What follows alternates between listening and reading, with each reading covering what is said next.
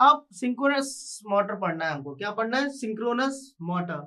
बेटा synchronous motor पढ़ने के लिए दिमाग में दो चीजों का होना अति आवश्यक है।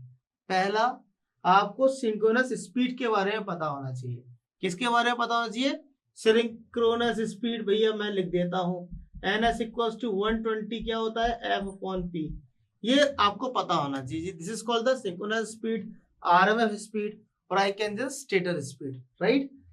ये तीन चीजें हमने समझ ली। सिंक्रोनस मशीन है क्या बेटा? मोटर है। तो मोटर क्या करती है? Which converts the electrical power into the mechanical power at constant speed is called the synchronous speed. Is called the synchronous speed. देखिए सबसे पहले ये समझिए कि वो स्पीड जिस पर पूरी इलेक्ट्रिकल पावर मैकेनिकल पावर में कन्वर्ट हो रही है उसको बोलते हैं synchronous speed.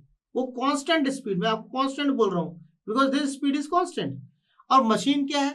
Which converts the mechanical electrical power to the mechanical power. तो अब क्या कर रहा है? Synchronous motor basically works only at the synchronous speed. Synchronous speed पे ही काम करती है। ऐसा नहीं है कि भैया उसमें अपन दूसरी स्पीड डाल, नहीं। इसका सिंक्रोनस स्पीड का मतलब है इसका जो रोटर है वो इसके RMF की स्पीड, RMF किसका? सर स्टेटर की जो फील्ड की स्पीड है उसके बराबर होना चाहिए। मतलब कहने का मतलब है, अभी तक हम 3 फेज इंडक्शन मोटर पढ़ते थे तो उसमें क्या करते थे? रिलेटिव स्पीड देखते थे, लेकिन यहाँ पर NS should be equal to NR होना चाहिए। तो this is the simple important points regarding the synchronous motor. Synchronous motor के अंदर उसका स्पीड NR के इक्वल होना चाहिए। क्लियर है?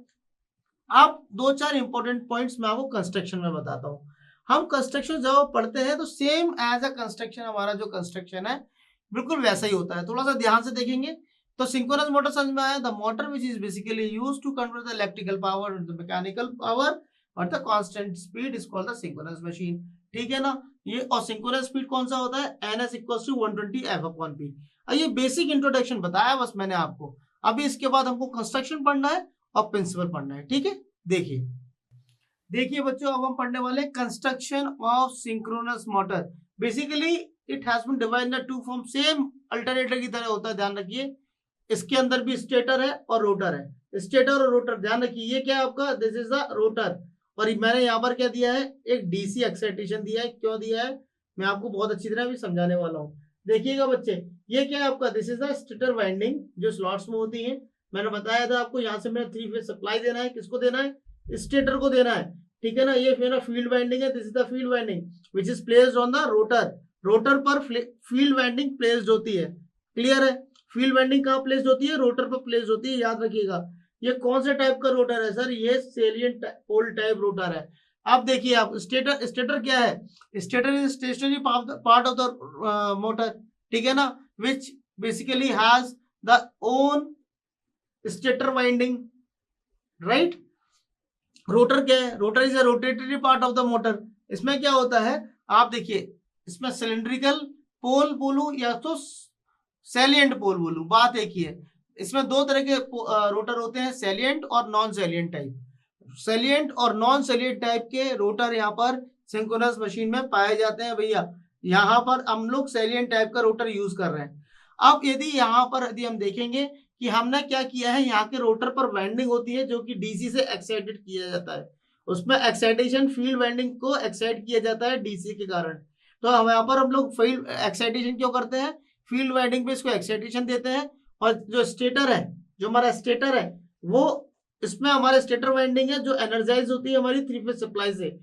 यहाँ पर हमारा जो है वो RMF प्रोड्यूस होता है, RMF इंड्यूस होता है। That is RMF called the rotating magnetic field. Important बात क्या है, फैक्ट क्या है, उनको समझ लो। पहला फैक्ट है कि सिंक्रोनस मोटर हमेशा सिंक्रोनस स्पीड पर ही चलेगी और दूसरी स्पीड पर नहीं चलेगी, पहली चीज हो गई। दूसरा है, सिंक्रोनस मोटर बेटा सेल्फ स्टार्टिंग मोटर नहीं होती। ये इसके लिए ऑक्सिलरी मींस की जरूरत पड़ती है इसको स्टार्ट करने के लिए। ये सेल्फ स्टार्टिंग मोटर नहीं होती। ठीक है ना? 3 phase induction motor self starting motor होती है, ये सेल्फ स्टार्टिंग नहीं होती।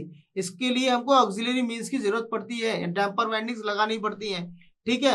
अब की तीसरा क्या है कि it can operate under the wide range of the power factor. Under the wide range of the power factor को हम ऑपरेट कर सकते हैं, जैसे लैगिंग, लीडिंग। लैगिंग से लीडिंग तक वाइड रेंज में हम इसको ऑपरेट कर सकते हैं, there is no matter, right. Last अब हम समझना है इसके फैक्ट्स को कि जो सिंक्रोनस मोटर है बेसिकली हम लोग सैलिएंट पोल टाइप ही यूज करते हैं। क्लियर है, समझ में आया? चलिए अब हम पढ़ेंगे operating principles of synchronous motor.